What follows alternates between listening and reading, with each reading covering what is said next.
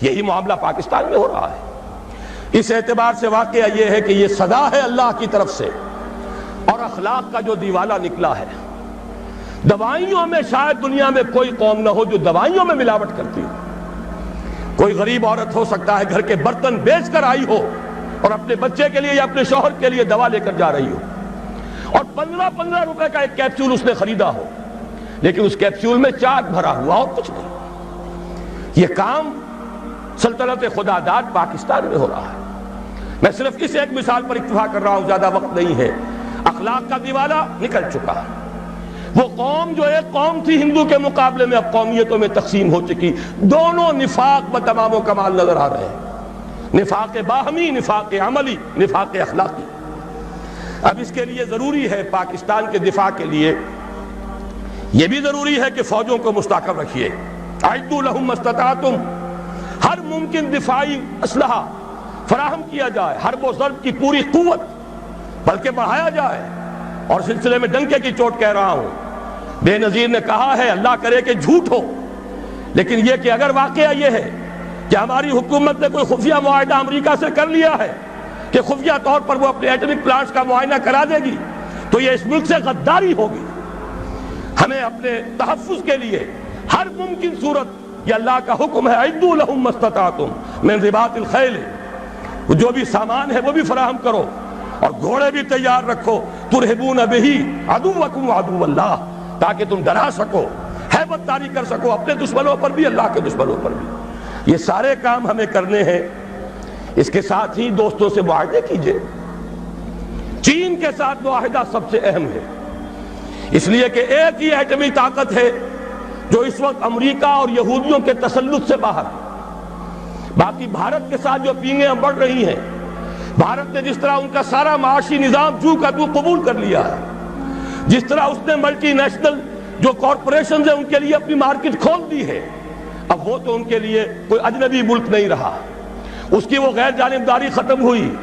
میرے اسلام کو اب قصہ ماضی سمجھو، لہذا اس کا نتیجہ وہی ہے، ہنس کے وہ بولی کہ پھر مجھ کو بھی راضی سمجھو۔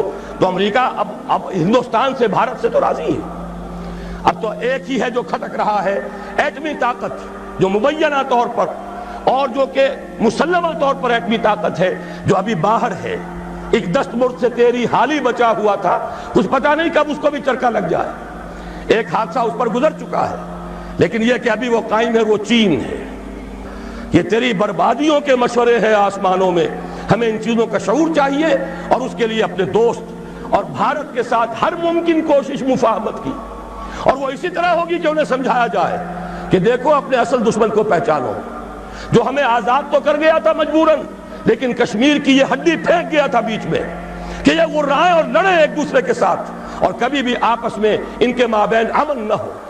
ان کی ساری دولت ہم کھینچ کر لے جائیں، روس لے جائے بھارت کی دولت اسلحہ کے عوض، امریکہ لے جائے پاکستان کی پوری دولت اسلحہ کے عوض، ہماری غریب لوگوں کی کمائی، اس کا سب سے بڑا لائنس شیئر ان سپر پاورز کے پاس جاتا رہا۔ ایک دوسرے کا خوف، ایک دوسرے سے خطرہ، لہذا وہ کبھی ایک صاحب نے کہا تھا، بات بڑی پتے کی ہے، ہمارا استحصال اور پوری تھرڈ ورلڈ کا جو استحصال اس وقت ہو رہا ہے، اس کا سب سے بڑی ذریعہ یہی ہے۔ امریکہ کی سب سے بڑی صنعت ہی صرف اسلحہ سازی کی صنعت ہے، اور ہو کیا رہا ہے۔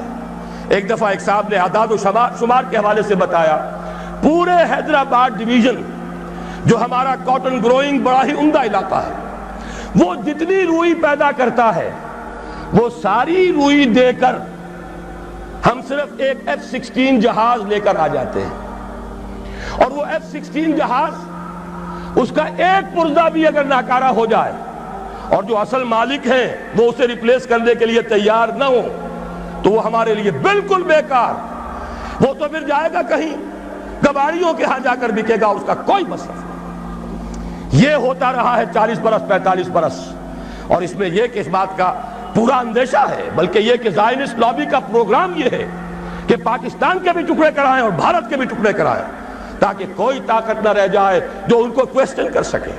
ہمیں یہ احساس و شعور بھارتیوں کے اندر پیدا کرنا ہے کہ ہم اس کا بیٹھ کر معاملہ کریں، اس کا حل نکالیں، جو وعدے کیے تھے انہیں اب جو تم نے تاکہ نسیان پر رکھ دیا تھا ان کو پورا کرو، اور خدا کے لیے آپس میں لڑ مرنے کی بجائے اپنے اصل دشمن کو پہچانو۔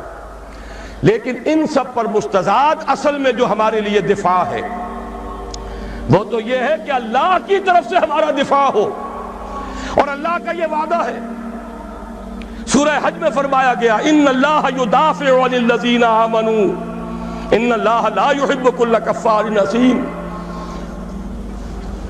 كل خوان کفور اذن للذین یقاتلون بانہم ظلموا وان اللہ علی نصرہم لقدیر۔